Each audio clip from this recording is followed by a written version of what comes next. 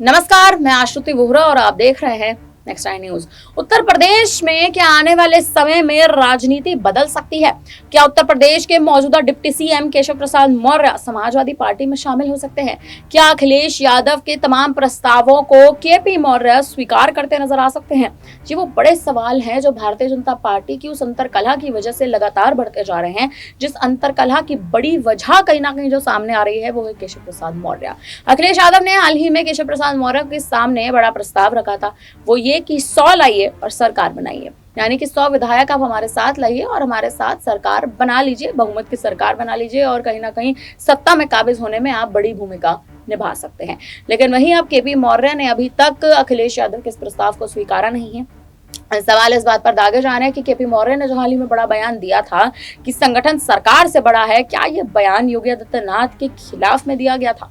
आपको बता दें कि दलितों के लिए मुख्य चेहरा कहीं ना कहीं एक समय पर केपी मौर्य कहलाया करते थे और उनका जीवन कहीं ना कहीं बेहद संघर्षशील रहा है।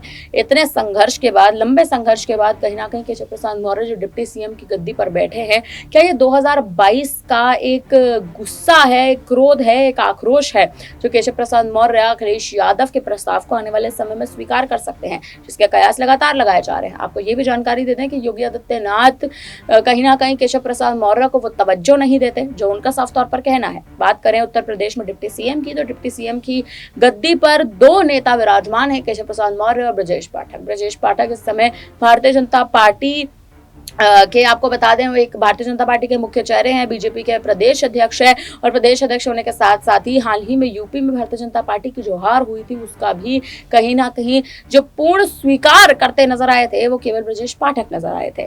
हाल अब इस जो स्थिति बनी हुई है वो ये है कि केशव प्रसाद मौर्य अगर अखिलेश यादव के गढ़ में जाकर शामिल हो जाते हैं, अखिलेश यादव की पार्टी में शामिल हो जाते हैं, तो योगी आदित्यनाथ को तो बड़ा झटका लगेगा ही, लेकिन उसी के साथ साथ डिप्टी सीएम की एक गद्दी कहीं ना कहीं उत्तर प्रदेश में खाली हो जाएगी।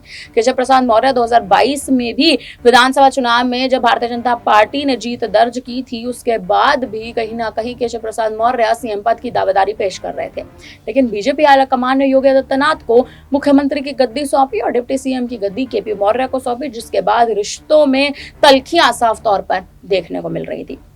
अब ये देखना दिलचस्प है कि क्या आने वाले समय में केशव प्रसाद मौर्य अखिलेश के प्रस्ताव को स्वीकार करते नजर आएंगे, क्योंकि अखिलेश यादव और डिंपल यादव तमाम बड़ी रणनीतियां इस वक्त बना रहे हैं उपचुनाव में एक तरह से बहुमत की सीटें अपने नाम करके जीत दर्ज करने की। क्या केशव प्रसाद मौर्य अगर इस ऐन वक्त पर सपा में शामिल हो जाते हैं तो किसी सीट से चुनाव लड़ेंगे या नहीं, ये अब एक अहम मुद्दा बनता जा रहा है। फिलहाल अब इस पर आप क्या कहेंगे, आप हमें कमेंट करके जरूर बताएं। तमाम बड़ी खबरों के लिए बने रहे हमारे साथ, देखते रहिए नेक्स्ट आई न्यूज। धन्यवाद।